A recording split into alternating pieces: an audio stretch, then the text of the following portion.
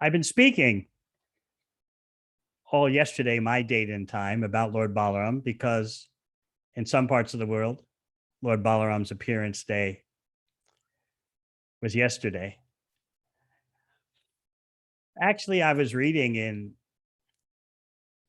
Jayapataka Maharaj's memoirs, which the BBT is preparing to publish, how actually Prabhupada didn't really like the system of different dates for Vaishnava appearance days in different parts of the world. He described it as being over intelligent. But anyway, we have what we have. Prabhupada's personal system was whatever the date is in Mayapur, prepared by the pundits in Navadvip. That's what the whole world should follow. But in the course of time, things have gotten more complicated. In any case, yesterday in New Zealand and Australia, we celebrated Lord Balaram's appearance day. Also, yesterday in the UK. So I get to speak more about Lord Balaram to you all. So let's prepare for hearing Balaram Katha.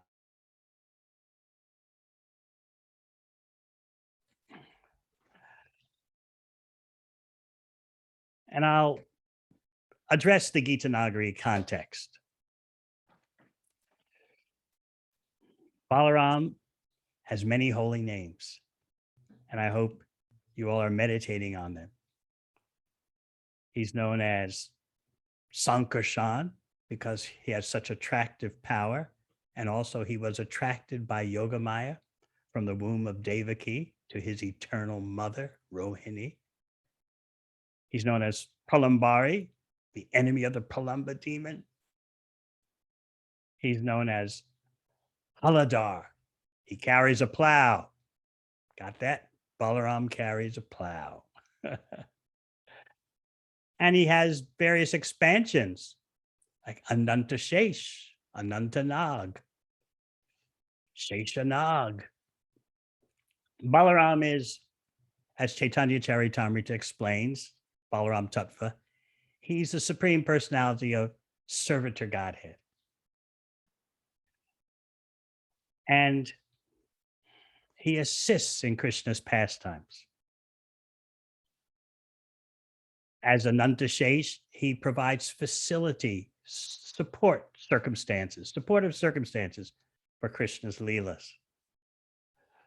That's why the Acharyas explain the seventh pregnancy of Devaki was Balaram in his expansion of Ananta Shesh, because Balaram was preparing the womb facilities for Krishna to appear as the eighth child.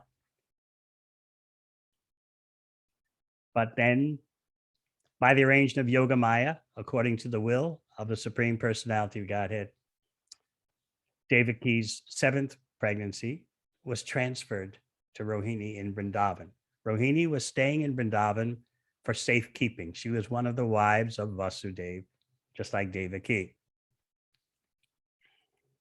Now, people thought in Mathura that Devaki had a miscarriage.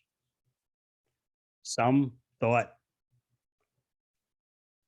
like Kamsa, evil persons thought Devaki induced a miscarriage, meaning an abortion, because she was so terrified of what Kamsa would do to her child. Others in Mathura, the Acharyas point out, were thinking, speculating that Kamsa induced the abortion because, well, he hated the child, any child born of Devaki. But those people in Mathura speaking like that would not say it out loud. Why? Because they were afraid of Kamsa. We should appreciate the all-pervasive fear of Kamsa. Kaviraj Goswami in Chaitanya Charitamrita explains that there's practically no difference between Krishna and Balaram. Balaram is described in Adi Lila chapter 5 as Dvitiya Deha, the second body of Krishna. That's how close they are. And Krishnadas Kaviraj Goswami explains that the only difference between the two of them really is in bodily form. Balaram is whitish, Krishna is bluish. And there are differences in paraphernalia. Krishna wears yellow cloth generally, Balaram wears bluish. Krishna carries a flute, Balaram carries a plow. Now, this is very important for Gita Nagari because, as one purport in Srimad Bhagavatam, first canto explains, that Balaram carries a plow means Krishi Raksha. He's the one for land protection. Never thought like that, did you? And Krishna carries a flute because he's Goraksha, cow protection. So the combination of the two show what human society should be doing. As you know, Krishna explains in Bhagavad Gita, Krishi Gorakshavani Jam Vaishakarma Swabhavajam. The activities of real merchants, real commercial people, is farming, growing food, and cow protection. You'll read in the first canto how. Okay, here we go. Thank you. Hare Krishna. Let's quiet down now. You'll read in the first canto how agriculture is described as the most noble occupation. Wow, what happened? What happened is the age of Kali. Everyone wants to eat. And of course, they don't mind eating junk food, but no one wants to farm. Therefore, it's very important, this display by Krishna and Balaram of how human society should prosper. And when you read descriptions of Vrindavan at the time of Krishna and Balaram's appearance, remember, Balaram is only 15 days older than Krishna. Now, one detail, it's very nectarian. I was explaining this yesterday. In Brajalila, looking at Brajalila Devi Dasi reminded me, Brajalila.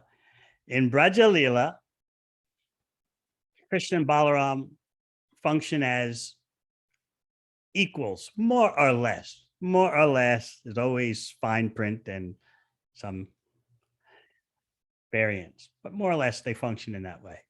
But in Mathura and Dwarka Lila, Balaram generally asserts himself more as the older brother. And you're going to see that in the pastime we're going to describe. What we're going to do is talk about the kidnapping by Krishna of Rukmini and the battle that ensued afterwards from the viewpoint of Balaram. Because usually you hear this Leela in terms of Rukmini and Krishna, and you all know that one, right? Right. But have you thought about this Leela from the viewpoint of Balaram's participation? It's very interesting. Still, we'd like to speak more about the importance of the Gita Nagari farm project. Most of you know how Srila Prabhupada expressed his determination to visit Gita Nagari before he departed, to demonstrate, he said, to human society how to live off the land. And of course, we're still trying to figure that out, but we can't overlook this most cherished vision of the founder Acharya. He especially singled out Gita Nagari for that.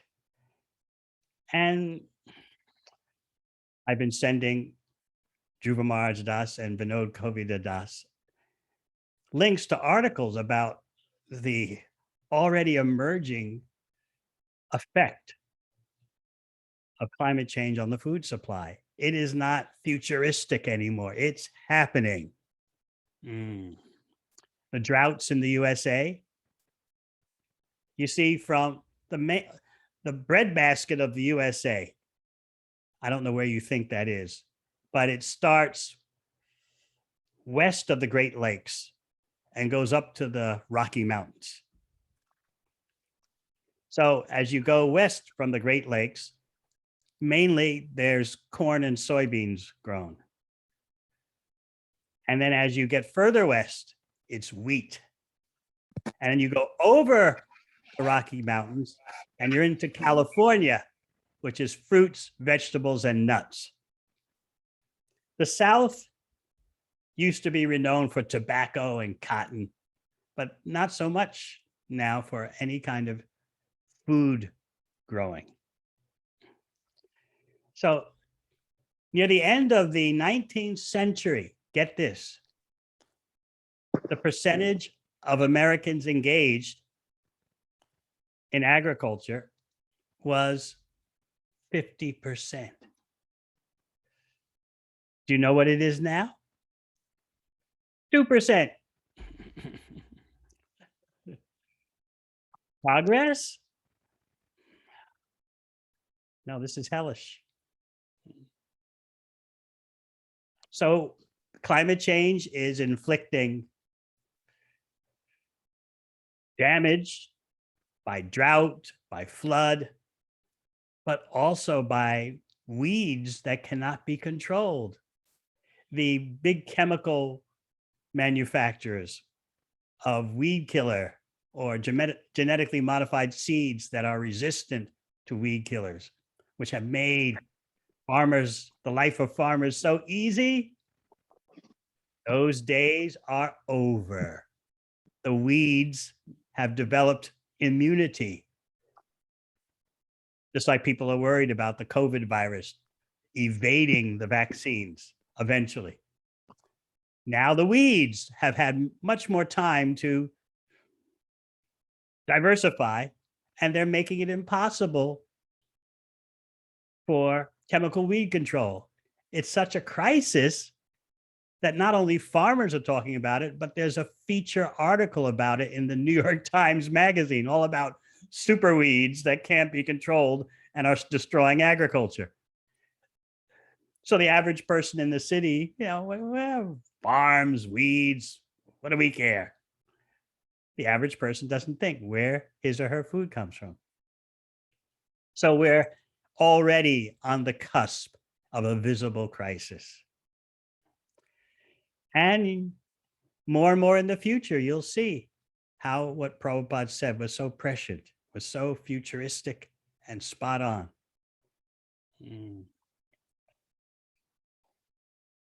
Go back to Vrindavan, where you see the opulence of an agricultural village.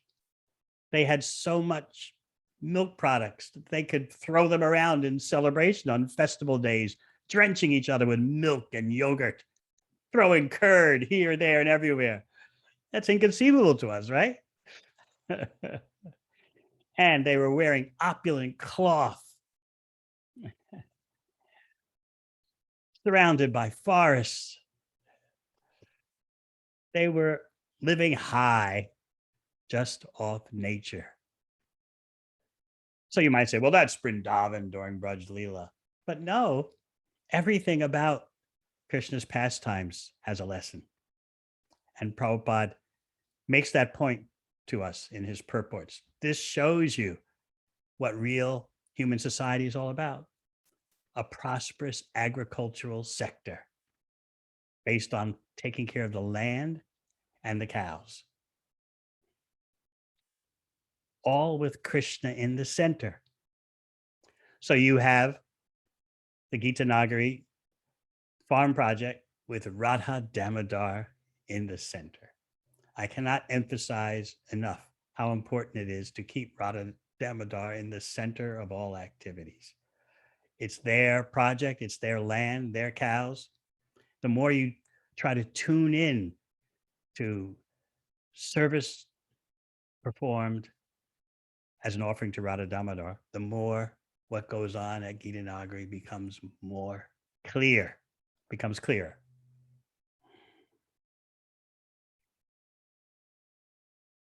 I was just reading in the memoirs of His Holiness Jayapataka Maharaj how he remembers Prabhupada asking the head Pujari in Mayapur, how are the deities feeling? And the head Pujari was like, huh? How do you answer that? How are the deities feeling? How would you answer that? The Pujari just expressed bewilderment, like, how can I answer that? Prabhupada looked at him and said, the Pujari should know how the deities are personally feeling. Ooh. He's showing you the standard. The deities are persons. There are three things that are non-different. The Shastra says, the holy name, the deity form of the Lord, and the Lord himself. All three are the Supreme Personality of Godhead. The more we try to realize that, the more Krishna will be merciful to us. So there you are at Gita Nagari. And yes, it's true. Many people don't care about farms or agriculture. Many devotees don't care, although they like to take prasad. But we all know where prasad comes from. It comes from the store, and then you offer it. Finished.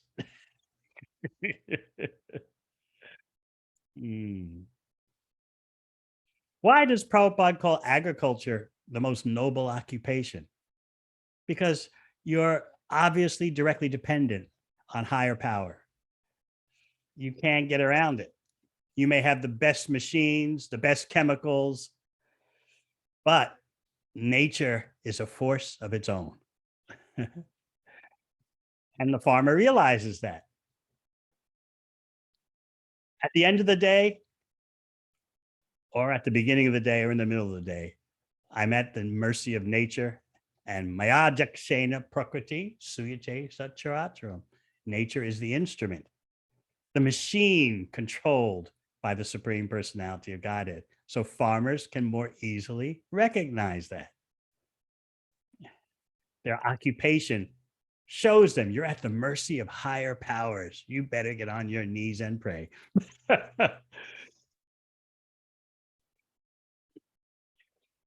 Your life is not dependent on whatever happens in Silicon Valley by the IT giants. Your life is actually dependent on the forces of nature. And people are starting to see that once again. And yes, some people are freaking out. They're realizing we've destroyed nature. We've destroyed our own habitat. We've destroyed our own food supply. What's going to become of us? So many historic events in the world of climate are happening in the world right now. Every week you read something about this has never happened before in recorded human history. Just like in Siberia, they're having massive fires. And for the first time in known human history, the smoke from the fires can be detected at the North Pole. And what is to speak of the heat waves? So you can expect more heat waves, more downpours, and more drought. And that all affects the food supply. And human beings have to eat. So sometimes when we read about Prabhupada's vision for farms, how devotees will live simply, and save time for chanting Hare Krishna, we just wonder, what was Prabhupada seeing? We need to use our intelligence to apply his vision in such a way that we can achieve, at least gradually, his goals. We may not be able to do it overnight. We don't have his potency, but That we don't have his potency doesn't mean we should just forget all about what he wanted. So Gita Nagari is an attempt to fulfill the desires of the founder Acharya. And of course, we remember I have in my room where I stay a picture of His Holiness Bhakti Tirtha Maharaj that Rajalila Devi Dasi gave me years ago. She probably doesn't even remember. A picture of him in his farm uniform. Remember that? Hat, straw hat, saffron clothes, pushing a wheelbarrow. I still have that on my table. I don't forget everything. Everything Vajalila says, I actually process. I don't tell her that, though, of course. Call it the male ego or call it whatever you want. But yes, I have that photo. And there you see His Holiness Bhakti Tirtha Maharaj valiantly trying to fulfill Prabhupada's vision. In my tiny, imperfect way, I'm also trying. It's not happening overnight, but what can we do except try to be the humble servants of Srila Prabhupada? What else can we do? Sometimes I just pray. I have a big photo of Radha Damodar. You can see in the corner of my video, that's Radha Damodar, a photo taken by Jayadev Kavi when he was there. And sometimes I just look at them and pray. I don't know what I can do. I don't know what more I can do. I remember last time I was in the USA, 2 years ago. I remember Rajalila Devi Dasi telling me, I know it's hard. I really appreciated that. I take all the sympathy I can get. I know it's hard. We have persons in the wider community of Gita Nagari in the wider area who go way back. But, they have their obligations, family, work, school. So it's not like they can just come help out on the farm. And maybe they're thinking, those days were in the past. So it's not an easy situation. It's not a situation for making judgments. Why don't you do this? Why don't you do that? We have to be flexible and just beg Shri Shri Radha Damodar that somehow that we can satisfy them with our humble service attempts. So, the Krishna Rukmini Leela from the viewpoint of Balaram's participation.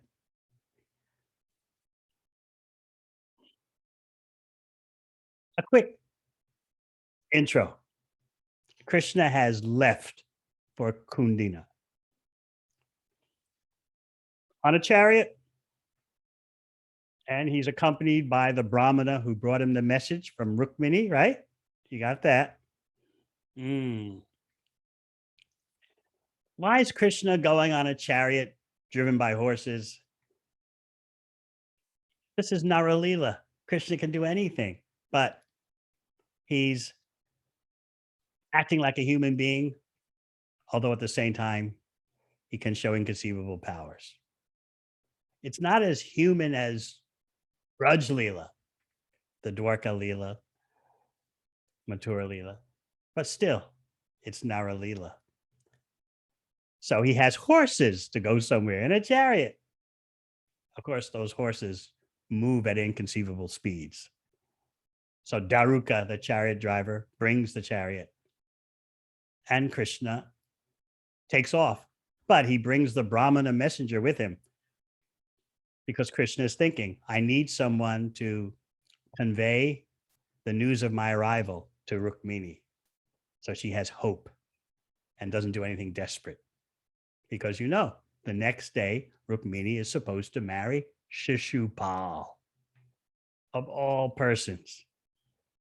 Now you may remember from the seventh canto of Bhagavatam, Shishupal was blaspheming Krishna as a child even before he could talk straight. Pundari Kaksha, Aravinda, and Rukmini is supposed to marry him. What's going on?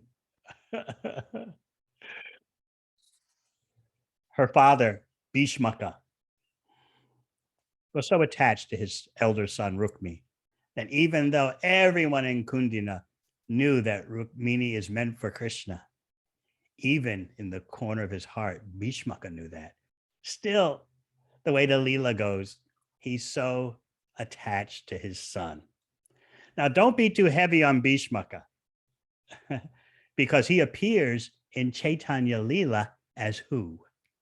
He appears in Chaitanya Leela as Vallabha, not Vallabha Bhatt, head of the Vallabha Sampradaya, but Vallabha, the father of Lord Chaitanya's first wife, Lakshmi Priya. So you're dealing with some eternal associates of Krishna, and you're dealing with some demons. So don't be so hard on Bhishmaka. Bhishmaka, come on, just because you're so attached to your oldest son, you want to marry Rukmini to Shishupal? So Krishna's taken off on his chariot.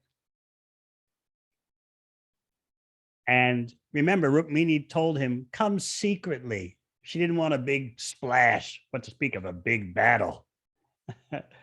So in her message carried by the Brahmana messenger, she asked Krishna, please come secretly. So that's another reason why Krishna came alone. But Balaram has another angle of vision. Balaram ki jai. So we'll start.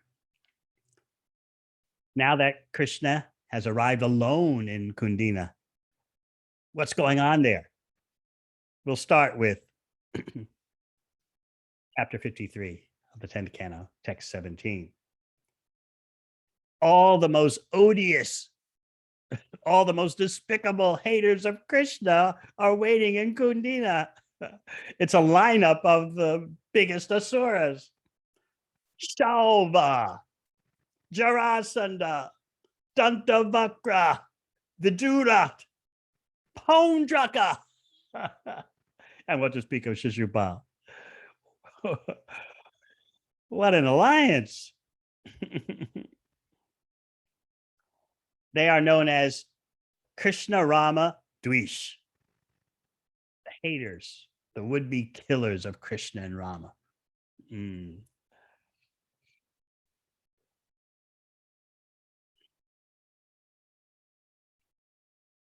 They all banded together and resolved to secure the bride for Shishupal. We're so envious of Krishna and Balaram. If he comes here, if Krishna and Balaram come here to steal the bride, we'll all join together and fight him. So they went to the wedding with entire armies. They wanted to make sure. Rukmini went to Shishupal. What a scene. And remember, the reason for their alliance is that they all united in hate of Krishna and Balaram. Can you imagine that? Hate of Krishna and Balaram. Now, Balaram hasn't arrived yet or hasn't left yet. What's he thinking? He's omniscient. He should know everything. But remember, this is Leela. So Shukadeva Goswami tells us, when Lord Balaram heard about these preparations of the inimical kings and how Lord Krishna had set off alone to steal the bride, he feared that a battle would happen. So immersed in affection for his younger brother, he hurried to Kundina with a mighty army, soldiers on elephants, chariots, and horses. Now, this is very interesting. I'd like you to really focus on this. How did Balaram come to this conclusion? He should know everything. And what was his decision based on? The decision was based on his strong affection for his younger brother, which covered his omniscience, the acharyas explain. Can you get that? Affection covering omniscience. Balaram is showing his human side, Naralila. It's human nature to worry about the dangers that threaten a friend. And what a friend he had in Krishna.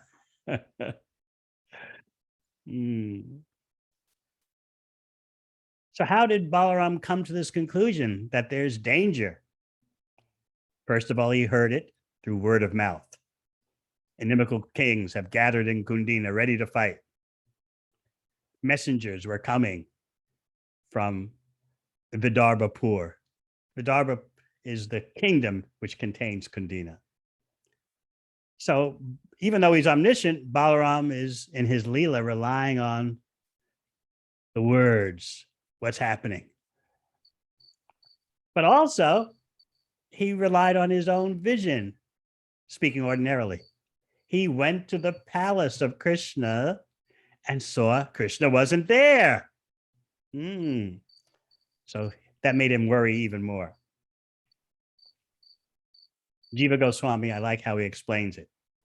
The cause of his worry was his great affection for his brother. He was flooded with an ocean of sweet prem related to his dear brother and became incapable of doing or thinking anything, even though he was endowed with all knowledge and action as Bhagavan. Flooded with an ocean of sweet prem.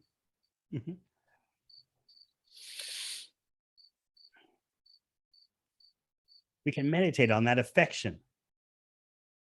The love for his brother was stronger than his awareness that Krishna was the Supreme Personality of Godhead. Think about that. His love for his brother was stronger than even his Maturali Leshwar, please mute. The love for his brother was stronger than his awareness that Krishna is the Supreme Personality of Godhead. This is the spiritual world. At the top of the spiritual world, knowledge of Krishna in his opulence, Aishvarya, is not king. It is sweetness of praying. Why would Balaram be fearful? Balaram is fearless. Krishna is fearless. Balaram knows Krishna's powers. But as I said, his knowledge of Krishna as Bhagavan disappeared. And he was aware of Krishna only as his brother. So he went quickly. And actually, he sort of arrived somehow at this almost at the same time as Krishna in Kundina. So what's happening in Kundina? Bhishma is welcoming the various guests. And he learned Krishna and Balaram had come. He thought, oh, they're eager to attend my daughter's wedding. They've come to give their blessings. You know, Shishupal is related to Krishna's family. So Bhishmaka thought, well, yeah, it's all in the family. It's a family affair. So he went forth to greet them. Musicians are playing all around. Now, it seemed like Krishna had just come to see the wedding because Krishna was following Rukmini's instructions. Keep your motive secret. Still, by that time, Krishna was surrounded by Balaram's troops. But some or other, he was adhering to Rukmini's directives. Keep it all secret. So the king, Bhishmaka, was feeling so fortunate. Krishna and Balaram have arrived. Now the acharyas point out that secretly in the core of his heart, Bhishmaka, because he's an eternal associate of the Lord, was thinking, oh, I hope Krishna takes her away. I hope Krishna kidnaps her. But, he's a Kshatriya. He's got his inner realizations and his external dealings. So,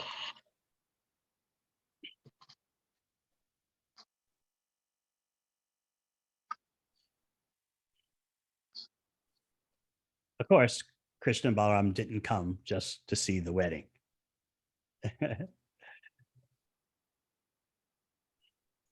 Even though Rukmini had said, come in secret, and Krishna was trying to adhere to that, Balaram has showed up with a massive army. So Bhishmaka presents Krishna and Balaram with so many gifts. He worshiped Krishna and Balaram very elaborately in the Vedic way. He also treated the other kings, the other sublime guests, the demoniac kings. He gave them Mathura Lileshwar, please. Hi, Laura just saying my name.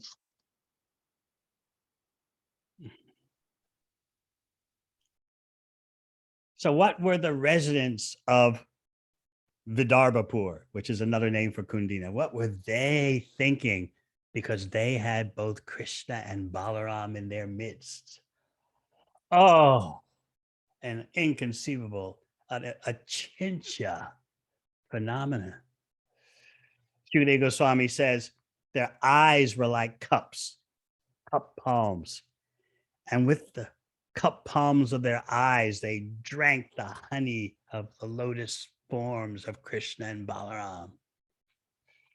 They're just staring and staring and drinking it up and drinking it up, teaching us how to see the deity. When you go see Sri Sri Radha Damodar, you just drink up their forms with Lalita and Vishaka. Drink those forms up with your eyes. They couldn't stop drinking the honey of the faces of Krishna and Balaram. They were like bees drinking nectar from the lotus flower. They were so attached, just as bees are when they drink nectar from a lotus flower. So they began to consider, all of them, Krishna is the perfect husband for Rukmini. If we have any pious activities, let it all influence the marriage of Rukmini to Krishna. Everyone's thinking like that. But as you know, it looks like Rukmini is going to marry Shishupal. We're going to jump ahead because you know about the kidnapping of Rukmini. How Krishna waited till she came out of the temple of Ambika, and Krishna put her on his chariot, not hurriedly, but very slowly. He's not afraid. What were the demoniac soldiers and their generals like Jarasandha, Shishupal, Paundraka, Vidura, Dantavaka, what were they doing? One sight, the first time they saw Rukmini, she's coming out of the temple after offering prayers to Ambika. They took one look and they fell off their elephants, horses, and chariots, overwhelmed by lust. Have you ever seen such beauty? Bear in mind, however, they weren't actually seeing the Srup Shakti, Rukmini, the internal potency of the Lord. They were seeing an illusory form of Rukmini, because you can't see the real Rukmini with lusty vision. But just seeing that illusory form was enough. They fell off their horses and elephants, unconscious on the ground. When have you ever seen anything like that? Mm.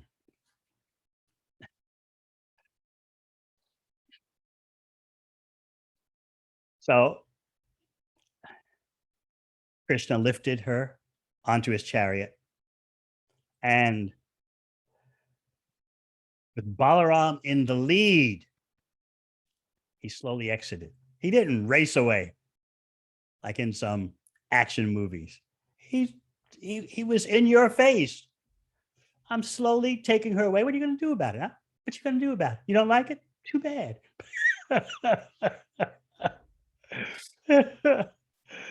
Krishna can act rowdy. He can act like the original gangster. I'm taking her. What are you going to do? I'm in your face. You don't like it? Tough. Do something about it. So Balaram has his massive army.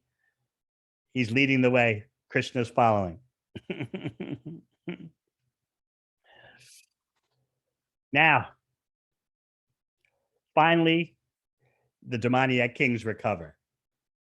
And they couldn't tolerate this kind of exit. It was so humiliating. They said, we are the lions and Krishna's the jackal. He's taken away what's meant for the lions, this jackal Krishna. And Krishna's taking Rukmini away like he's the lion and they're the jackals. So there's always a disagreement between the demons and the devotees. What is night for one is day for the other, and vice versa. So the kings couldn't tolerate this. They're watching this happen right in front of their eyes. And so they all yell out together. And you can all do that. You can, whatever tiny demoniac nature you used to have, you can call out, oh, damn us. Or as Prabhupada writes it in the Krishna book, how is this? How is this? What's happening?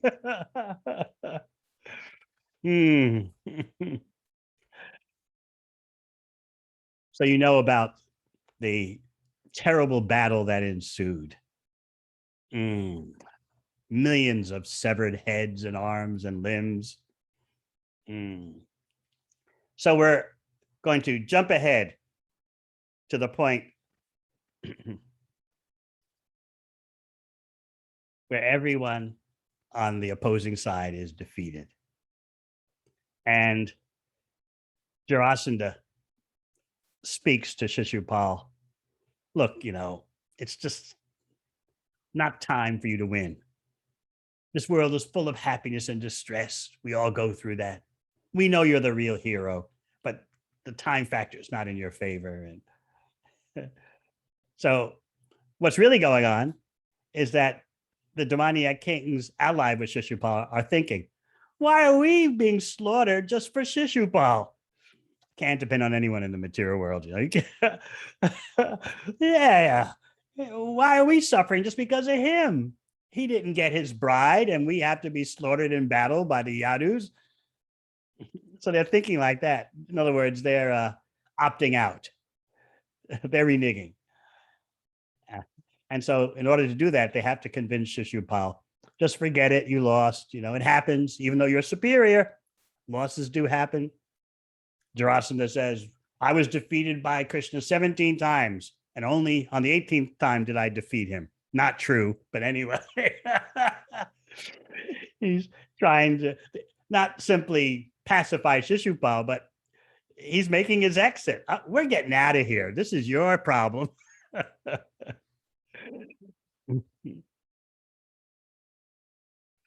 This is a big battle. Many persons change bodies. So now Rukmini is left alone to pursue the situation. And he has an army and he starts chasing after Krishna. Where's Balaram? Balaram, on the order of Krishna, is dealing with the fighting. But Krishna has already headed back to Dwarka for the marriage with Rukmini. So Krishna has entrusted the fighting to Lord Balaram. So Rukmi has vowed, I will not again enter Kundina if I do not kill Krishna in battle and bring Rukmini back with me. I swear this to you. Oh boy, it's not going to happen. We're going to jump ahead because we're focusing on Balaram. So we want everything today to be Balaram centric. Rukmi is so crazy. After his army is slaughtered, he approaches Krishna alone. Stand before me if you want to fight. Stand before me.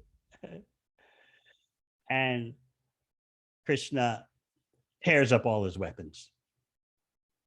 And things get to a point where Krishna has his sword out, ready to kill Rukmi.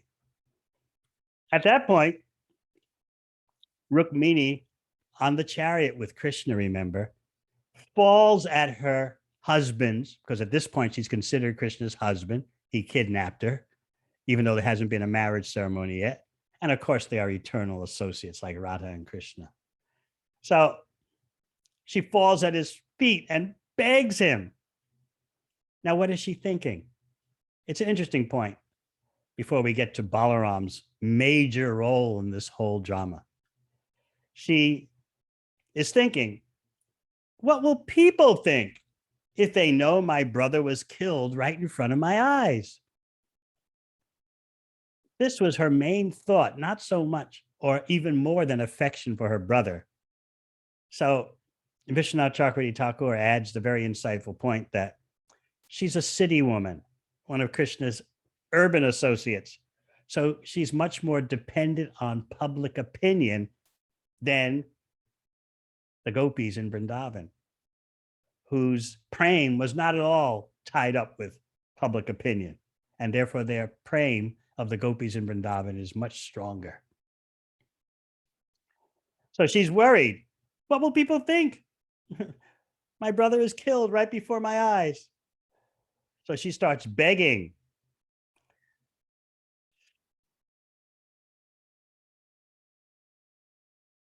Krishna, don't kill him. Don't kill him. So what does Krishna do? He's got his sword out. He was ready to kill. But instead, he takes the cloth that was on Rukmi's head and makes it into a noose around Rukmi's neck. And Krishna's holding the end of the noose in one hand. And with his sword, Krishna knocks off Rukmi's turban and starts disfiguring Rukmi's mustache, beard, hair, leaving patches of hair here and there. And sometimes Krishna's sword would draw blood. And so he's disfiguring Rukmi. He didn't kill him. He's really making a travesty. He's making a comedy out of Rukmi. Rukmi is just left with parts of his mustache, parts of his beard, parts of his hair, which for a Kshatriya is worse than death. As Krishna explains in Bhagavad Gita, for one who has been honored, dishonor is worse than death. So as Krishna is disfiguring Rukmi, Balaram shows up because the Yadus had totally destroyed the opposing army. So Balaram is known as Sankarshan Vibhu, the almighty Sankarshan, the almighty Balaram. So the Yadus are approaching with Balaram in the lead, and they see Rukmi in this pathetic condition, practically dying of what? Of wounds? No, dying of shame. So Lord Balaram compassionately released Rukmi. He took the noose, the end of the noose, out of Krishna's hand and let Rukmi get out of it. Because remember, Rukmi had this noose around his neck, and Krishna had the end of the rope in his hand, the sword in the other hand. So Balaram is thinking about the suffering of Rukmi and the future pastimes of Krishna. He actually knew in the future he would be the one to dispatch Rukmi at a chess match. But right now, he's got to pacify Rukmini. So that's his goal. So Balaram was evidently feeling shame as he speaks to Krishna.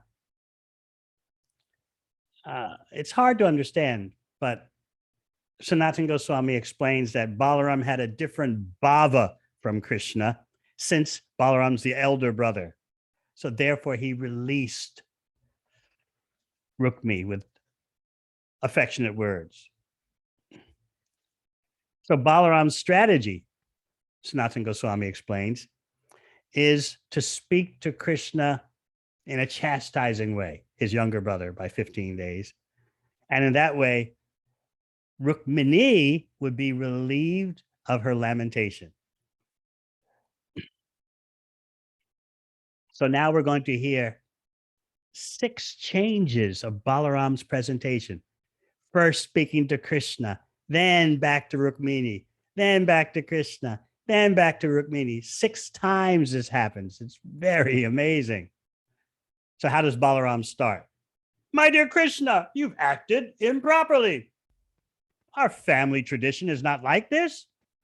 This deed you've done will bring shame upon us. Shaving off his mustache and hair is as good as killing him. Better you should have killed him. So in this way, Balaram is apparently scolding Krishna. However, the acharyas point out, internally, Balaram is thinking, my brother, you're so clever. You've done what is proper. But remember, Rukmini is there. So Balaram wants to assuage, he wants to soothe Rukmini. So he doesn't say what he's really thinking. He's chastising Krishna. This is not our family tradition. This will bring shame on our family line. You've as good as killed him. You've acted improperly.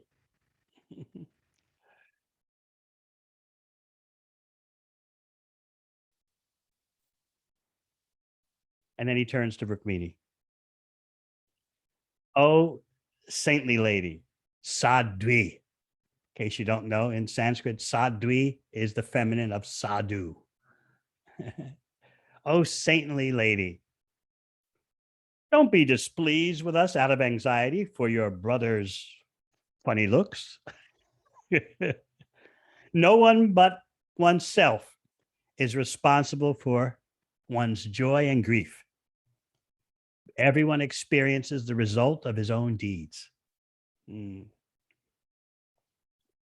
So you see, Balaram had chastised Krishna, but still Rukmini had not given up her grief. So now he's consoling Rukmini directly. Don't blame Krishna. Don't blame anyone.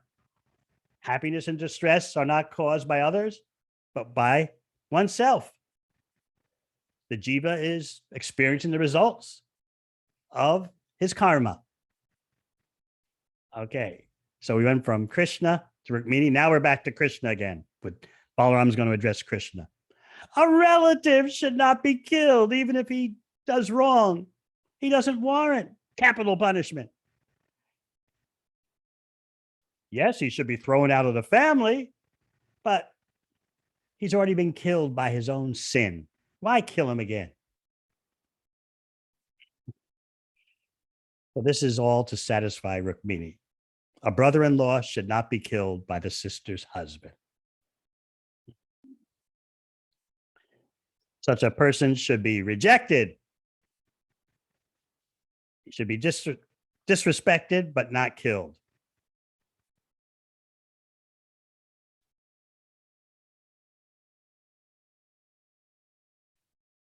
So now, where do we go back to? Rukmini. Balaram turns to Rukmini. I just love the way this whole dialogue goes. This is Balaram magic. Turning to Rukmini, Balaram continues. The code of sacred duty for warriors established by Lord Brahma himself means that you may be in situations in which you have to kill even your own brother. It's a most dreadful law, but this law for Kshatriyas goes back to Lord Brahma himself. He's really giving some sober information to Rukmini. But she still did not give up her grief, even as Balaram is explaining to her the swadharma, the occupational duty of a Kshatriya. According to Kshatriya code, even if one's brother has done wrong, one must kill the brother. This is amongst Kshatriyas, by the way. And this dharma has been created by Brahma. Now, back to Krishna. Balaram addresses Krishna. Blinded by conceit with their opulences, proud men offend others for the sake of such things as kingdom, land, wealth, women, honor, and power. Sounds like he's getting on Krishna's case, doesn't it? Who can talk to Krishna like this? Blinded by conceit with their personal opulences, proud men offend others for the sake of such things as kingdom, land, wealth, women, honor, and power.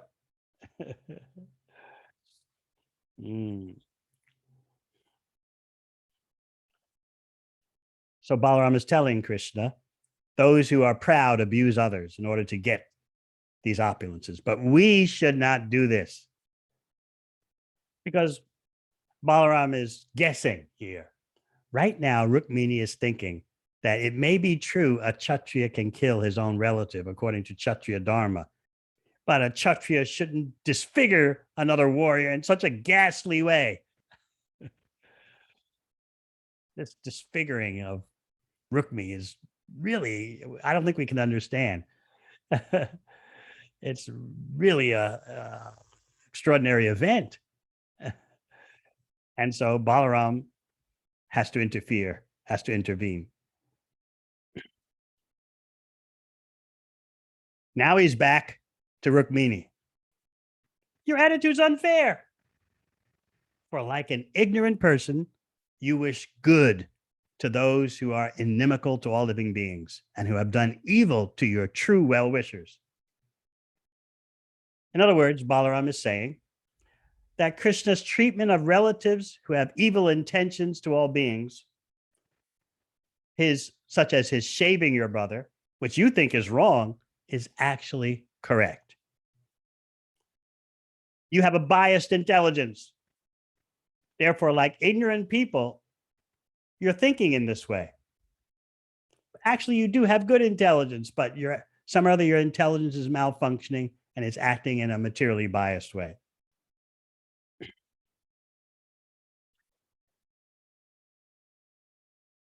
So you're wishing, in other words, Balaram is telling Rukmini, you wish bad fortune to Shishupal. Remember, you were supposed to marry him and Krishna saved you from that, remember? If you had married Shishupal, you'd have died. Don't forget that. So you wish bad fortune to Shishupal and others who are confirmed enemies, yet you wish good to Rukmi, who assisted these dacoits, these criminals, these persons of ill will. You should think of the whole group as enemies and wish them all bad fortune. Still, she didn't give up lamenting.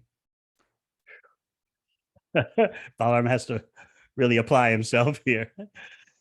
We've been back and forth 6 times, and still she hasn't given up lamenting. So therefore, Balaram stops speaking to Krishna and instead focuses on enlightening Rukmini with Atma Tattva, knowledge of the spirit soul. He's going to speak 7 verses of Atma Tattva. Basically, Najayate Mriyate Vakadachan. For the soul, there's no birth or death.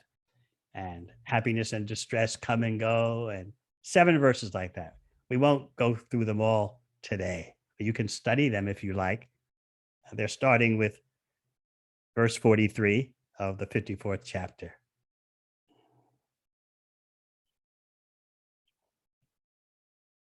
So we come to the end. After this instruction in Atma Tattva, we come to the end. Rukmi marches off. He's walking, disfigured. And guess what's happening as he's walking? He has to walk past all the Yadu soldiers, and they're all trashing him. You fool, you idiot. For a Kshatriya, this is hell. He's got to run the gauntlet. He's got to walk past all the Yadu army because he has no chariot. He has no horses. It's just him. And they're all just dissing him unlimitedly. They're trashing him. Oh, this is so horrible for Rukmi. And therefore he vows, I can't go back to my city, Kundina, because I vowed I would only go back if Krishna's killed and I'm bringing Rukmini back. So right here where I stand, I'm going to build a new city. It turned out that new city would be bigger than Kundina. So, we won't go into it today, but you know how later Balaram dispatched Rukmi during a chess match. You see, briefly what happened was that because of Rukmini, Krishna's wife, and her influence, twice Krishna's family married persons related to Rukmi. Twice. Not once, but twice. The second time at the big marriage ceremony, there was a chess match. And all the kings inimical to Balaram decided, here's a great idea, Rukmi. Balaram is lousy at chess. Make a chess match in which the participants wager. And this way we can make a fool of Balaram. So how can you say Balaram is lousy at chess? But that's part of his Leela. It was known. It's not his, he didn't demonstrate that expertise. So they started the chess match between Balaram and Rukmi. And there was a character known as the King of Kalinga, one of Rukmi's friends, watching. And the King of Kalinga was famous for a big smile, showing his teeth after every time Balaram apparently lost a wager.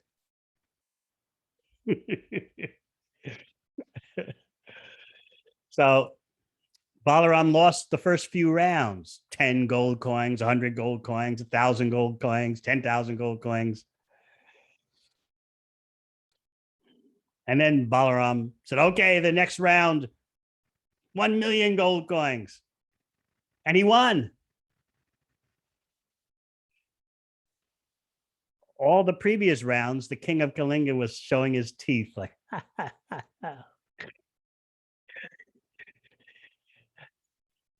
Now Balaram is winning. But even though he won more than one round with huge sums of gold coins, Rukmi said, no, I won. You've seen little kids fight like that. Well, these are Kshatriyas. It's the real thing. No. Even amidst the dispute, a voice resounded from the sky. Balaram is the real winner. But Rukmi wouldn't accept that. That's when Balaram had enough. Okay, you're finished. Balaram took his club and cracked him on the head. Finally, that's the end of Rukmi. But then there's the King of Kalinga trying to run away. The guy with the big teeth. Balaram caught him and took his club and knocked out his teeth. You've got such a big grin with such big teeth. Now what are you going to do? This is Leela. So eventually Rukmi met his fate. But we heard such a brilliant discussion between Krishna, Balaram, and Rukmini. It's such a, I advise you, Please study it. It's just amazing. Back and forth. 6 times goes Balaram. First on Krishna's case, then pointing out something to Rukmini, then back to Krishna, then back to Rukmini. So it's been wonderful discussing Balaram on his appearance day. I thank you all for your kind attention. Maybe you have some questions.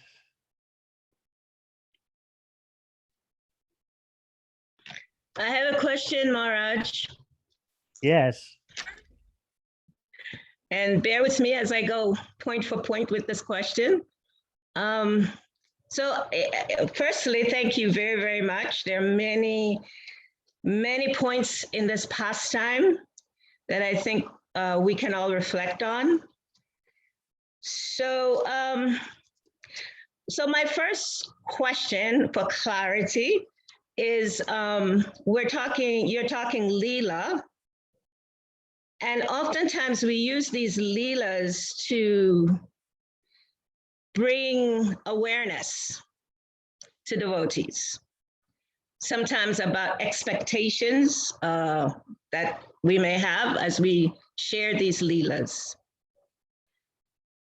And so this is a point for clarification. The jiva, as you spoke about in a part of the pastime, from the way you spoke about the jiva, I'm guessing that means the jiva that are a part of Krishna's reflection, the reflected energy of Krishna, not his internal energy, right? The external energy of Krishna. Marginal Okay. potency. Okay. That energy of jiva is not the same as a devotee, someone that's aspiring, even an aspirant of bhakti. Is that correct? You're getting intricate here.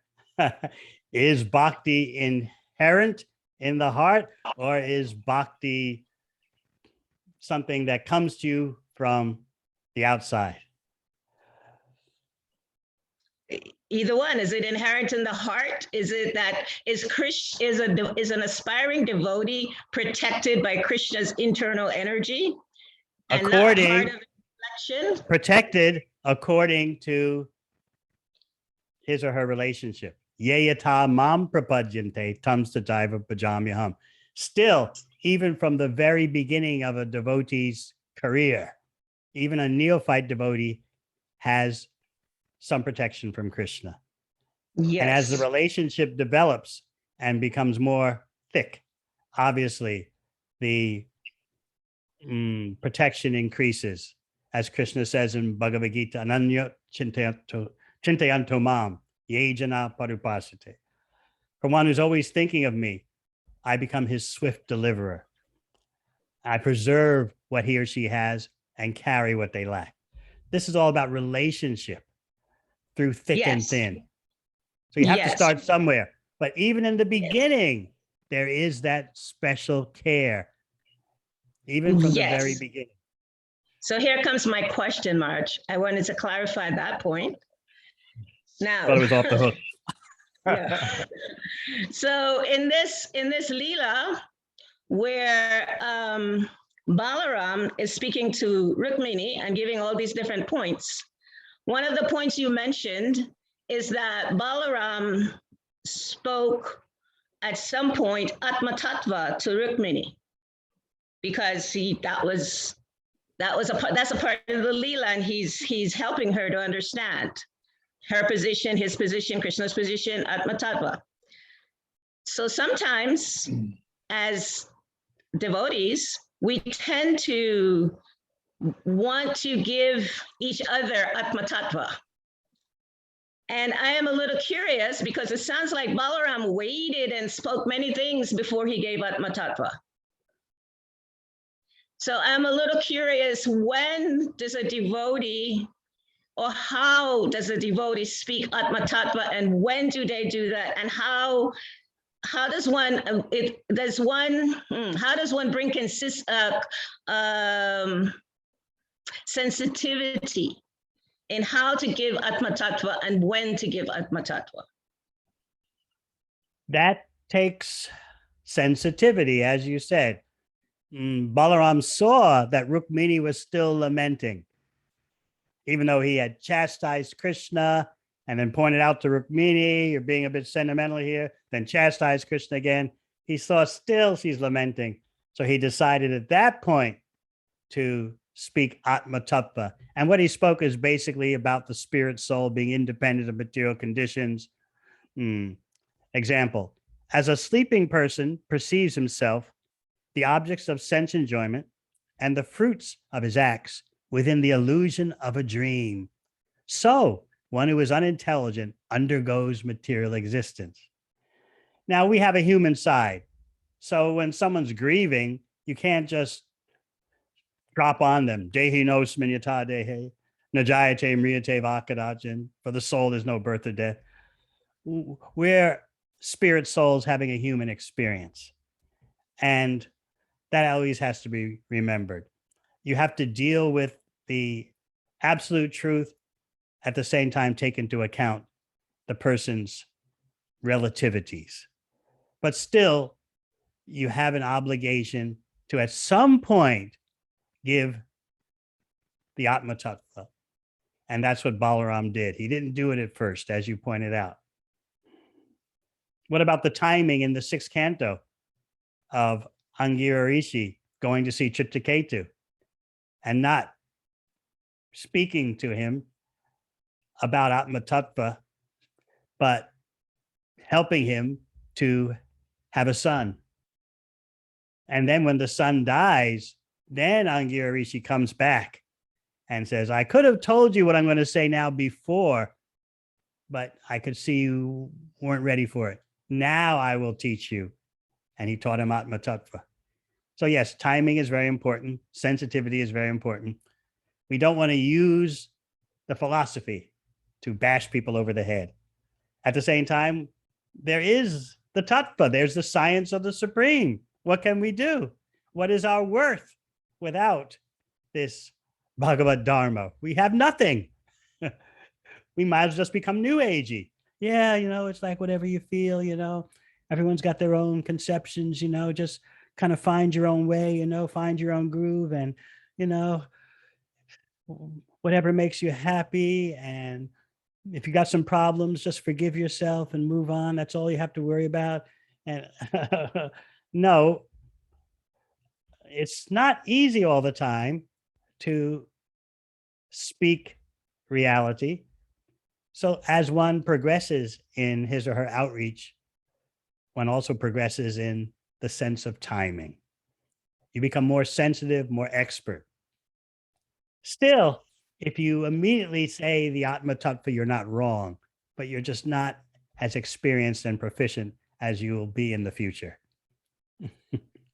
So given that so much of our association with each other requires guidance, and I am acknowledging and appreciating you sharing either way. We don't want to be new agey, and we don't want to give Atma Tattva, when somebody may not be able to hear it. We may actually cause them to have even more difficulty in some cases. So given that you physically as the guiding factor in Gita Nagari, and your physical presence is not here. And many of us, I'll speak for myself. I'll just speak for myself. So much of my development in Krishna consciousness has been based on getting guidance. And when guidance is not there, the tendency can be to act on my own way of thinking or my own level of bhakti that can really be painful sometimes for others. So how do we guide ourselves in the absence of guidance to be caring and sensitive? We can always ask for guidance from our spiritual master, from the senior Vaishnavas. Often the situations that we encounter are not on a day-to-day basis, aren't that complex. We should surround ourselves with as much guidance as possible. And That is real wealth. Everyone should have someone that they can bounce things off of, so to speak. That is a requirement in bhakti. How to make progress quicker and how to avoid going backwards.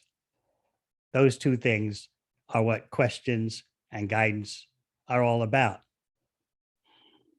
There are circumstances that come up which can be very perplexing from time to time. It doesn't happen every day, but from time to time. So we need to know when to reach out. Reaching out doesn't mean just revealing whatever contents are in your mind, regardless of what it is. Reaching out means to know how to inquire about possible impediments or possible favorable winds that could blow in our life. Sincerity is everything. A sincere devotee is never defeated. That's why Krishna says, Arjuna, you declare it boldly. Kaunteya pratijanihi name bhakta pranasiti. My devotees never vanquished. Even if I love this point made in Bhagavad Gita, that even if a devotee is not learned and doesn't know the books, if the devotee is sincere in his or her heart, some or other, Krishna in the heart will help such a devotee. You may not be able to see that at first, but looking back as the years go by, you can see that your basic sincerity protected you. You may have had to go through some ordeals. You may have had to witness various perplexities, but some or other, your core sincerity was reciprocated with by Krishna.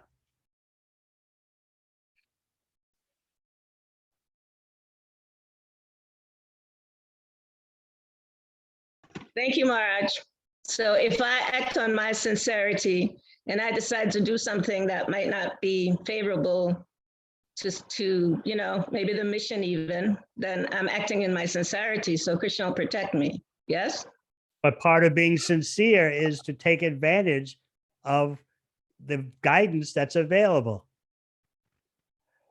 That's So part of being sincere. So if my guidance is you and you're not here, then what? Bless me by contacting me. Okay, thank you. That's practical for me. Thank you. Okay. And if you can arrange while you're contacting me that I get some of Jambavati Devi Dasi's sweet potato pie and collard greens, I'll be even more happy. You'll take the shots and come to Gita Nagari then. I'm right now, New Zealand, I don't think you may not know it, but they locked the whole country down on one COVID case. Now after 1 week, they're up to about 70. So they're very serious here. In Australia, in Sydney, they have the police and the army out on the streets. Their infection rate would be laughed at in the USA. But still, they're reacting in that way. So what can I do? I'm locked up. I'm locked up by Krishna. You all are spared my association. But no, I'm missing you all so much. But Maharaj, what can I do? That in New Zealand and Australia, they're not giving shots?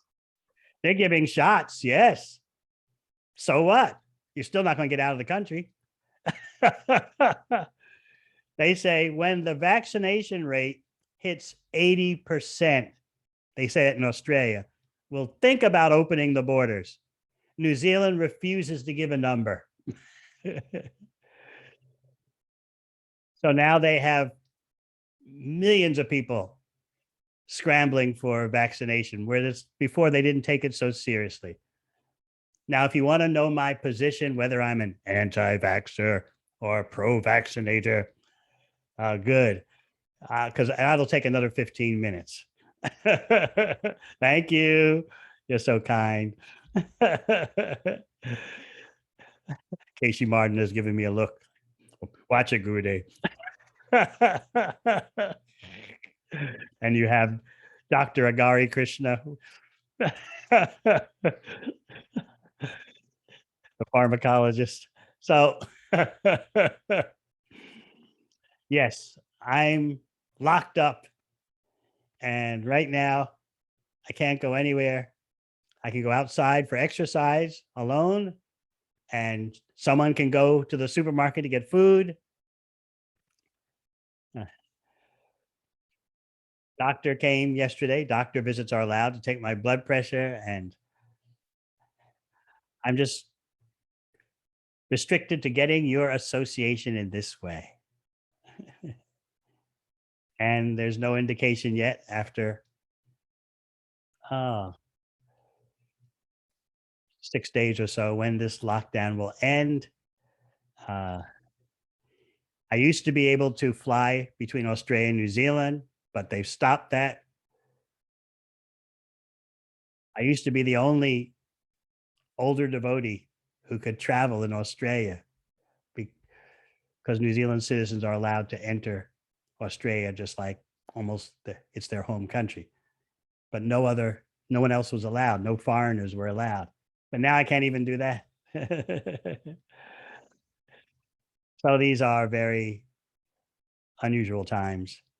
And I'm glad you brought this subject up because I do miss the devotees so much. I miss Sri Radha Damodar's darshan, although I have this big picture on my wall. I feel helpless, and I guess I should feel helpless. It's a humbling feeling. But when I hear about the amazing contributions being made by the staff there, I'm inspired. All right. Anyone else with a question?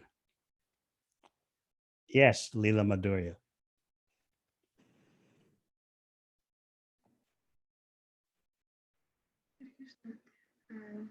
Guru Maharaj, may I ask 2 questions? I cannot hear you. May I ask 2 questions? Just to clarify. One question. It is interconnected. Just to clarify. When Krishna says in Bhagavad Gita that my devotee will not perish, whom he counts among the devotees.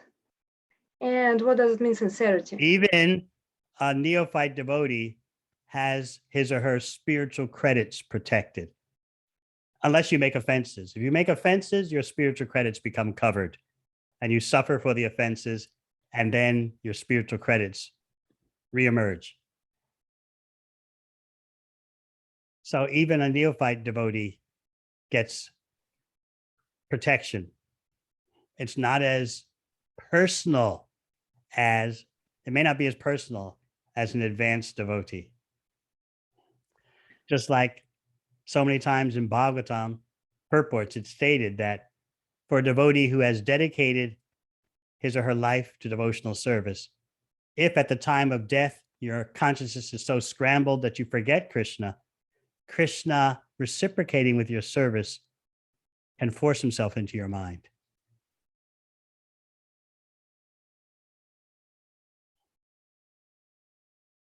Thank you. And what does it mean, sincerity?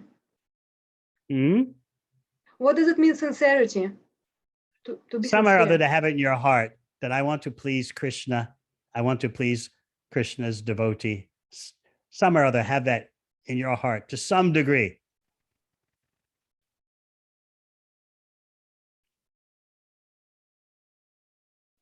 Even a little child who comes into the temple room and bows down before the deities, that little act is all counted. It all adds up.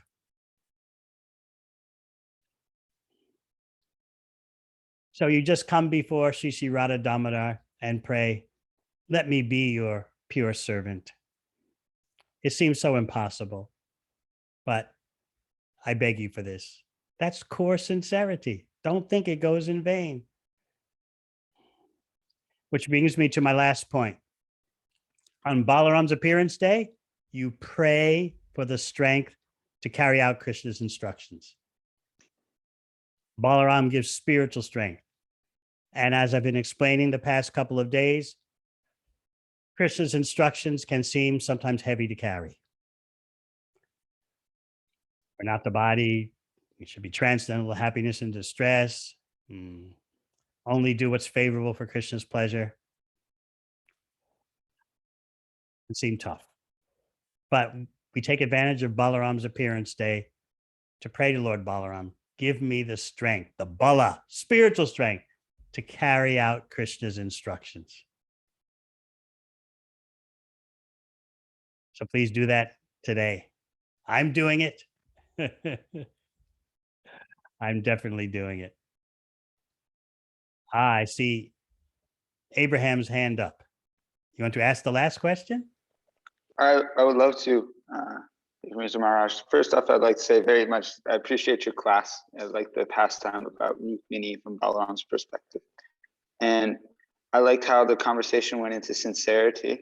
And I was wondering, what should we do if that feeling of wanting to serve Krishna is very hidden? You know, I'm not saying that it's not there, but sometimes I want to figure out myself in this material world. I want to focus on my material concerns instead of Krishna consciousness. And I sometimes don't want to advance in spiritual life. How do we change that to be sincere, trying to serve Krishna? Sometimes I just don't want to follow Krishna's instructions in my heart. Yes, sometimes we don't want to follow Krishna's instructions in our heart or in the books or hearing it from anyone else. Yes, we have that rebellious streak in us. I'm doing things my way. Damn the torpedoes. I'm pushing on in my direction. We all have that wild streak in us in Kali Yuga.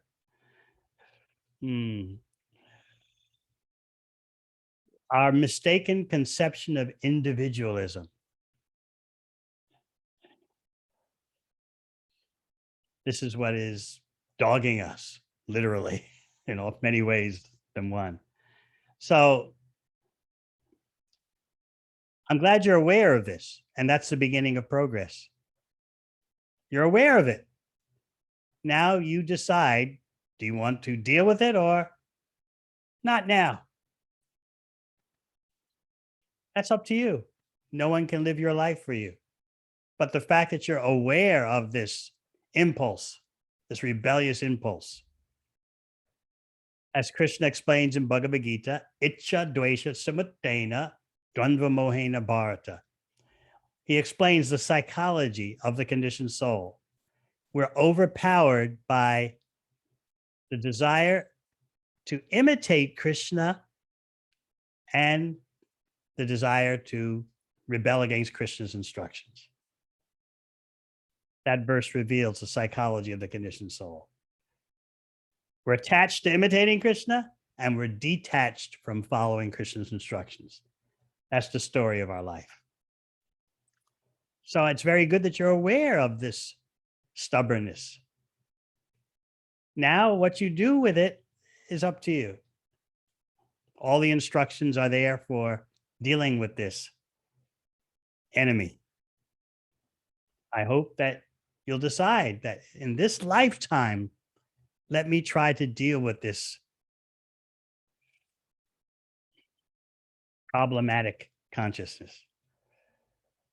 Or maybe you'll put it off till the next lifetime. Still, whatever devotional service you've done is your eternal credit. Persons come, persons go. Their devotional credits remain with them. But we're hoping that you and others will choose to plant your feet. Mama Nusma Yujam Cha, as Krishna told Arjuna, arm yourself with yoga and fight. Krishna's inviting us. Finish up your business in this lifetime. You can do it. Takes focus, takes concentration, good association, but it's possible. Even if you take another birth, all the credits you assemble in this lifetime will be carried over into your next lifetime. So you can't lose. It's a win-win situation. I hope that helps, Abraham. Yes, thank you very much. I thank you. Just that you raise this topic means sincerity is there. You're weighing, you're thinking. And what does Krishna tell Arjuna at the end of Bhagavad Gita? I've explained everything to you fully. Think about it and do what you want to do.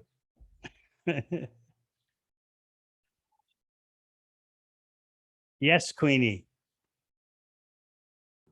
Thank you so much, Maharaj. So talking about the topic of guidance as a very neophyte devotee is still very difficult for me to take guidance. Like there's so much fear, and even when asking questions. So do you have any advice for a very new devotee to really be like braver to take guidance, and also who to take guidance from, as I already transitioned to a new environment at the moment? Well, you have Harijata Devi Dasi there. She certainly can help you. You have Rajalila Devi Dasi there. She certainly can help you.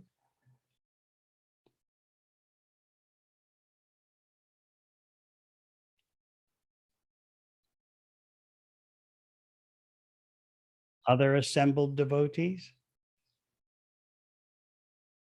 If you want, you can continue to write me. That's up to you. You used to like to do that in the past, but it's all voluntary.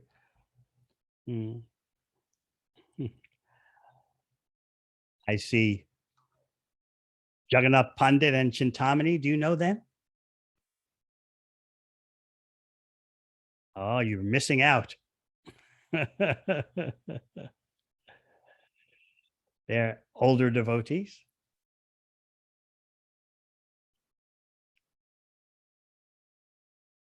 So you have persons who are involved with the day-to-day management and persons who are a little distinct from that.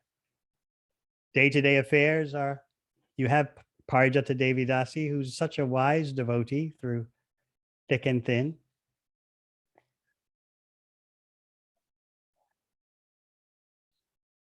And then you have these other senior personalities who offer such a storehouse of experience and wisdom.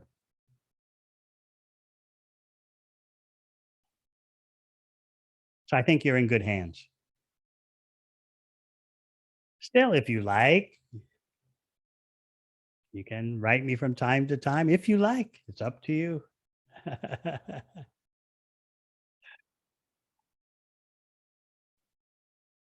Everything is voluntary. All right, Vinod Kovida, is your hand raised or was it Champakalata, Devi Dasi? Hare Krishna Maharaj. We actually both have a question. Different. So who would you like to hear from first? It's up to you. I don't want to get in trouble by saying who goes first. My question is in relation to you were speaking about just the importance of farm projects at the beginning of the class. And my reflection in being here for some months now was one of the major differences is like being trained in the city where Sankirtan is happening all the time. That was like the way that we were taught to maintain our enthusiasm and not get, cabin fever, not get frustrated with the devotees here, in the local environment. So, but here on the farm, it's a different story. It's much more, yeah. Can't just walk right out the front door and start preaching. So I've just been wondering, how do we go about maintaining that enthusiasm? That's why I've been explaining that Sri Sri Radha Damodar is so important. And the more you, quote unquote, tune into them and their service and what pleases them, the more things become clear. You've got that advantage. So many people in the ISKCON world know that those deities are very special in that they manifest in very extraordinary ways. All deities are the appearance of the Supreme Lord, but Radha Damodar is famous for manifesting in very extraordinary ways. So we want you to have that experience. Even visiting devotees know this. That's your solace, that's your reward. So when in doubt, just come before Radha Damodar. That's what I do when I'm at Gita Nagari. Every day I come before them and just tell them, I'm bewildered. I don't know what to do next. I don't know what will work next. Now I have their picture, as you see on the wall behind me. So I do the same thing. So that's why I'm emphasizing, the more you put Radha Damodar in the center, the more things become clear at Gita Nagari. And we put them in the center through parampara. We don't think we're directly serving the deity. We're assisting the parampara in serving the deity.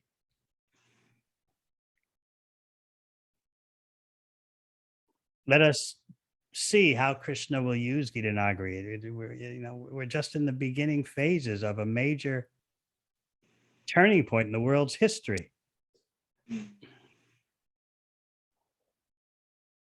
But even if you don't want your vision to be that big and panoramic,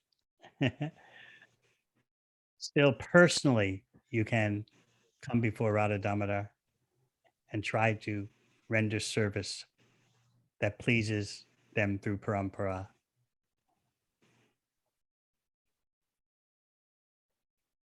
You're biding time, all of you. As the world continues to become problematic, you're biding time. And I know it's difficult because it seems no one cares about farms, and it can even seem a burden. Deity worship, cows, land, never-ending devotional service. I was reading in the memoirs of His Holiness Jayapataka Maharaj about the early days in Mayapur. They felt the same way. Prabhupada kept saying these big visions, and they were like, ugh. Back in the early 70s, when there were just 30 of them there, and no one could stay there for long. And then they started having festivals, Gaur Purnima festivals around 73 or 74. And so devotees from overseas would come flying in. And then at the end of the festival, Mayapur would be a ghost town. They'd all leave, and no one would stay in Mayapur. Their only solace was Prabhupada coming twice a year. And he would be speaking such big plans, temple, of planetarium. And he said, there'll be 25,000 people living here. Devotees were like, they couldn't imagine that there's 7,000 living there as there are now. They never thought that. What to speak of 25,000? They couldn't even imagine the present day situation. So I'm fully aware of the austerities at Gita Nagari. And I can just offer my humble obeisances to all those who are so dedicated in staffing Prabhupada's project. The deities will inspire you with a vision. I'm doing my little best to inspire you with a vision, which is Prabhupada's vision.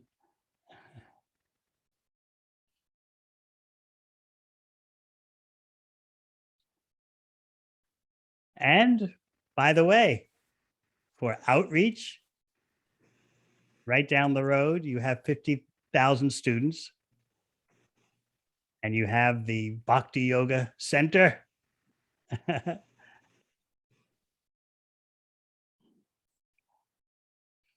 50,000 students waiting to hear, waiting to see the glories of Gita Nagari. It's right down the road. They've got nowhere else to go. Trapped in State College. So we're thankful for Surapal Prabhu and Krishnamai Devi Dasi and Yashodev and his wife for trying to pioneer in that way, get some action going. And of course, people need to visit Gita Nagari and become enlivened. And that means they need personal association.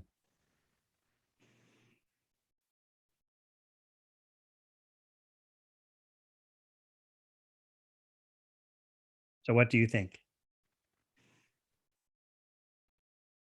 Yes, that's a very wonderful answer. And I will practice going to the deities regularly, more and more. The more Radha Damodar's in the center, the more inspiration will be there.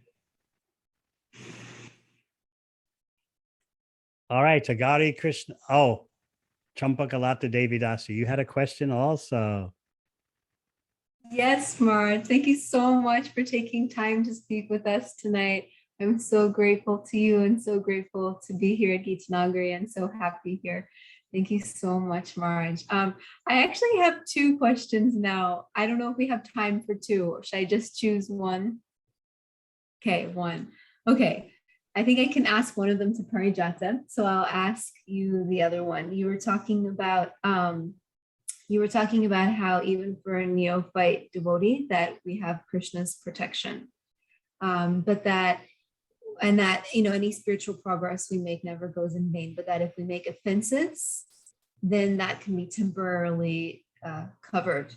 Our protection can temporarily go away because of making offenses. And I was just wondering if that's offenses that are like consciously done, or what about the offenses that we mistakenly do? Like, I know for myself, I'm trying my best to be sincere, Maharaj, but I know that I make offenses every single day, every single time I chant Hare Krishna, every single time I do everything. I make offenses constantly.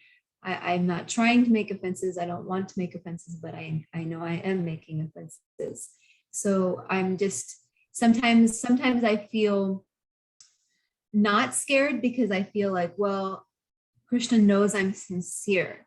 And so he will protect me despite my shortcomings. But then I also remember that Srila Prabhupada says the problem with his Western disciples is we're not scared enough of Maya. So I feel like I should be also very, very scared of making offenses and be trying my very, very best to not make offenses. So yeah, is it this, mistakes that we make? And then what can we do to not make offenses? First of all, you have to know what the offenses are and regularly review them. That's why we have nectar devotion. You read about the seva aparad, the offenses to the deity. You read about nam aparad, offenses to the holy name. That will help you stay on top of your game, so to speak. So periodically review that list. And that way you'll become more conscious of what are offenses and how to avoid them. Offenses to the holy name, offenses to the deity.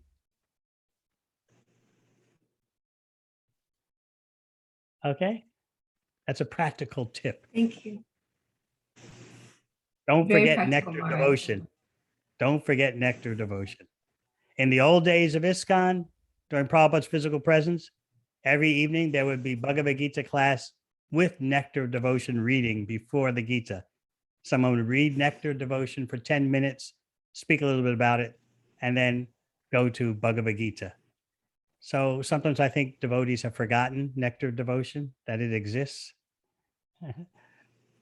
I was explaining yesterday that Srila Prabhupada's instructions for reading Nectar of Devotion are, you just read it and gradually over time, things start to click, especially when you get into the rasa section. He particularly said, when you find something in Nectar Devotion you don't understand, don't send him a letter. Prabhupada, what is this? Prabhupada, what is that? In time, it starts to click due to your service attitude.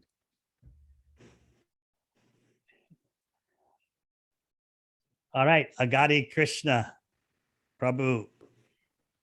Hare Krishna Maharaj. I just want to lower my hand. Thank you, Maharaj, for that wonderful, insightful class. My question relates to, that point in the Nectar of Devotion on hoping for Krishna's mercy. And as you said, on Lord Balaram's appearance, and indeed the appearance of so many spiritual personalities in our Vaishnava calendar, we should always be praying for their mercy. And so that's, one aspect of the wisdom culture. But yes, in the few years I've been here at Gita Nagari, I've been experiencing just like the difficulty of trying to, do the service that I've been given, and trying to be patient as well in some of the personal transformations I'm supposed to undergo. And so the difficulty is, stopping my own sort of mechanistic mindset towards purification from getting in the way of accessing that, that guidance. So it's required me to be patient, but at the same time, my mechanistic approach to just dealing with problems in general sort of stops that. So my question is, how does one, be patient in devotional service, but not in a mechanistic way, and also in a way that doesn't like harm one's faith in the wisdom culture of devotional service? We're as good as our japa, and the more attention you put on quality chanting, the less quote unquote mechanistic you'll be.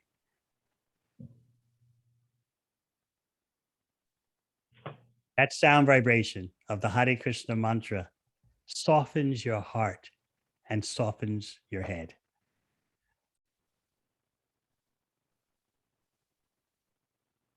Don't be afraid to have a lifelong attempt to chant Hare Krishna with quality.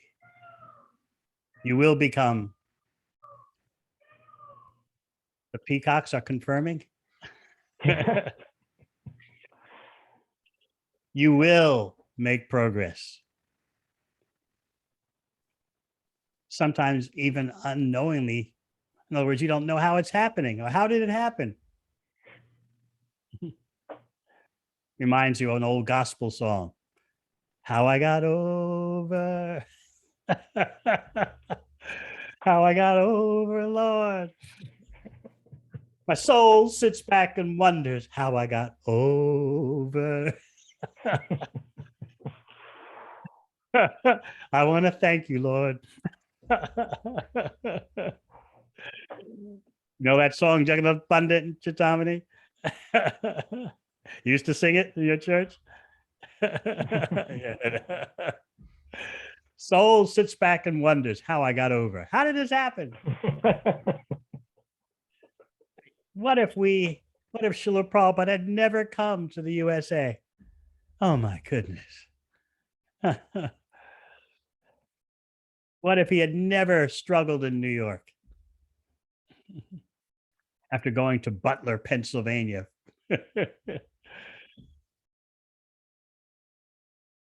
What if he had never crossed the Atlantic on the Jaladuta? And here we are with the opportunity to render service in his mission.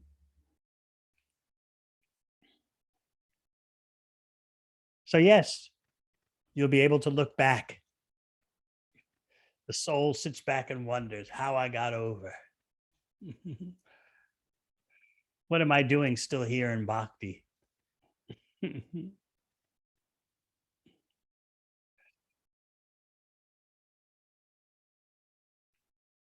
Chanting is our asset in this age of Kali. The more you realize that, the more your service will become energetic. All right. I thank you all for your. Before you leave, I just want to thank you for the extra time that you spent with us. And I specifically want to thank you from the bottom of my heart for the fatherly, gentle, sweet way that you answered Abe's question. Thank you so very much. We thank Rajalila Devi Dasi for her continued presence. And of course, Ekavir. What would the world be without Ekavir? So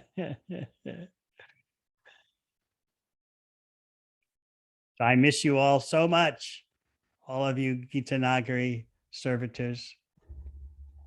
Krishna has me where I am for a reason. Still, I hope that in the near future, I can get out of jail. Of course, everyone down under they're happy. Oh, you can rejuvenate your health. I have never, ever in over 30 years spent so much time not being on an intercontinental flight. It's like my body is like just in a wonderland. What is this? You're going to sleep at the same time, rising at the same time, eating, all the bodily functions are happening at the same time. What is this? I realized this is how a normal human being lives.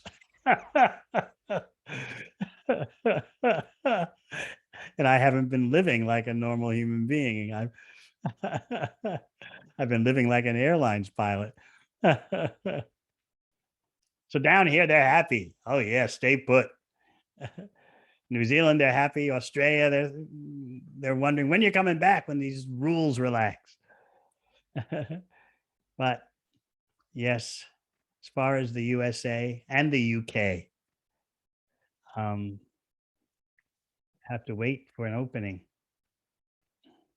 Watch what you say, Maharaj, because Radha Damodar is very powerful and we can be really sincere here and pray for that. I know about your sincerity. That reminds me, and in the closing minutes, I'll let everyone know. What year was it? Maybe 2007 or so. I met Vrajalila Devi Dasi and Ekavir Prabhu at Govardhan Hill, and she put a hex on me. You know what a hex is?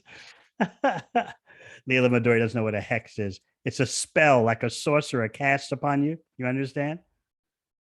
Spell. You don't know what a spell is. Like what's another word? She used Shakti. Tantra. Yes. A Tantra. She threw it on me. She said, you need to come back to the USA. I said, where is that? I don't know where that place is. I couldn't believe it. Someone wants me to come back to the USA? No way. Next year, there I was.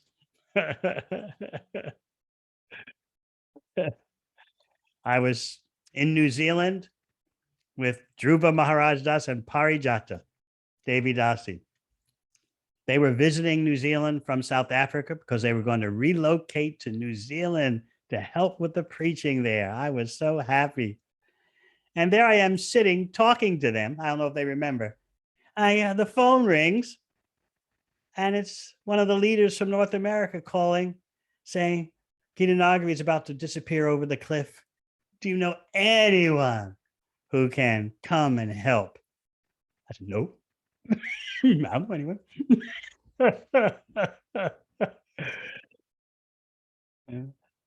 I hung up nicely.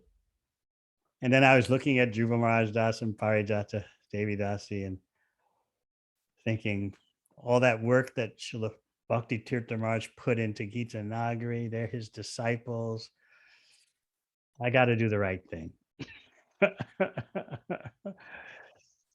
So I contacted the leader and said, all right. I said it just like that. I said, I'll send them, but if they fail and have to come back, I won't lament. But that's that. I've made the ultimate sacrifice. I've agreed that Dhruva Maharaj Das and Parijata Devi Dasi go to Gita Nagari. A month later, I get another call. Now that they're coming, you should come also.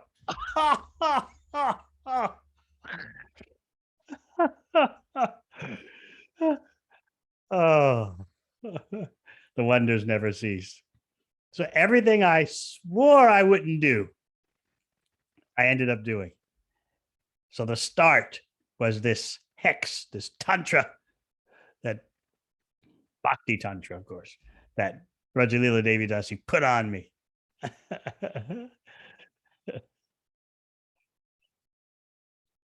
Assisted by Ekavir Prabhu. We have to blame him too. I never knew it. You might have heard this before, but I never lived in Detroit. My mother moved there after I started university, so I never lived there. Disclaimer. But right around the corner from where my mother lived and my brothers and sisters, there was Akavir's house. Right around the corner. I was on Woodingham. I think he was on what, Green Lawn? Which San Juan. San Juan. Yeah, San Juan, right around the corner. All I knew was right around the corner was Stevie Wonder, and up the road was Smokey Robinson, and further up the road was Marvin Gaye. That's all I knew.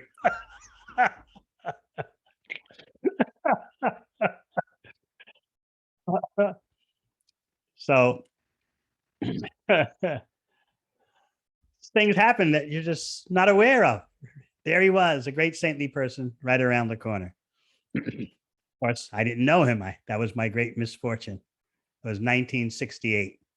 That's when I started university. And I told my mother, okay, this is too much. You've left New York, the center of the universe, the supreme destination, and now you're in Detroit. I said, sorry, mother, you're not going to be seeing much of me.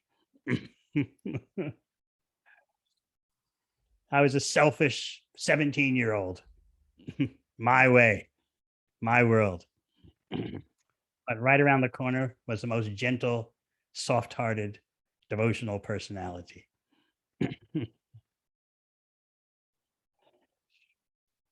So life takes us in unexpected ways. So now Dhruva Maharaj Das and Parijata Devi Dasi are Gita Nagari. Krishna twisted my arm and I'm trying to make a little contribution. So happy. Devotees, senior devotees like Taraka Prabhu have contributed so powerfully. I was able to direct a sizable donation to Gita Nagari. And then Taraka Prabhu told me, I have to defeat you. You cannot surpass me. I said, okay, defeat me, please. I'll surrender. And so he did. He gave a $500,000 donation to Gita Nagari. I said, I'm conquered. So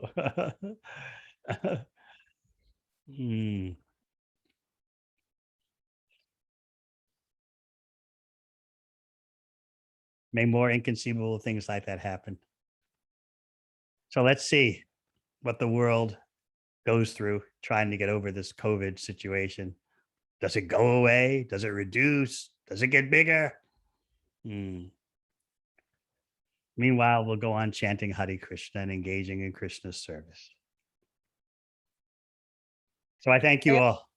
Maharaj, I just want to thank Linda for being here on Balaram's Appearance Day. Thank you so much for being here, Linda. We're so happy to see you. This is Maharaj's sister, and we're all family here, and that's why we talk like we do. I know you know this. Thank you, Maharaj. We miss you very, Maharaj. We miss you very much here, and we appreciate the sacrifice you made and allowing, well, not allowing, but Krishna twisted your arm. The devotees, they pulled also, prayed to Radha Damodar. We're grateful for all of the different prayers, and happy that you actually have had the opportunity to spend some time to recuperate and regenerate, because your need is so much in the world, and we pray that you can be here with us for many years. We're going to get you back on the plane, train, pain. Hare Krishna. All right. Lord Srila Prabhupada, Shri Sri Radha Damodar ki jai, Shri Balaram ki. Jai.